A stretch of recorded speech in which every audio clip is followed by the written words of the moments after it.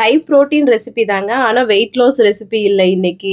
ஏன்னு பார்த்தீங்கன்னா, பன்னீர் கிரேவி தான் பண்ண போறேன். நெறைய பேர் ரெசிபி கேட்டிருந்தீங்க. ஆனா பன்னீர நல்லா நெறைய எண்ணெய் போட்டு ஃப்ரை பண்ணியிருக்கேன். ஏன்னு பார்த்தீங்கன்னா, ஆஃபீஸ்க்கு குடுத்து விடுறதுக்காக. ஸோ எப்பவுமே பன்னீர இந்த மாரி லைட்டா கொஞ்சம் எண்ணெய் விட்டு ஷாலோ ஃப்ரை பண்ணிட்டு பண்ணீங்கன்னா நல்லாயிருக்கும். நான் இன்னைக்கு கொஞ்சம் அதிகமாவே எண்ணெய் ஊத்தி பண்ணிட்டேன். சரிங்களா? ஸோ எப்படி பண்றதுன்னு சீக்கிரமா சொல்லிடவா?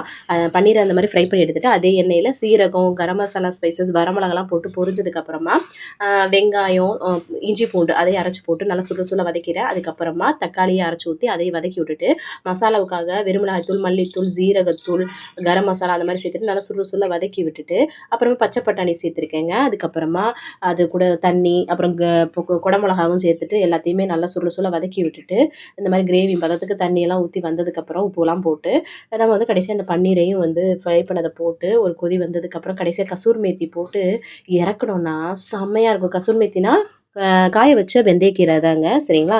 சூப்பரா இருக்கும். கண்டிப்பா ட்ரை பண்ணி பாருங்க. தேங்க்ஸ் ஃபார் வாட்சிங். பாய்.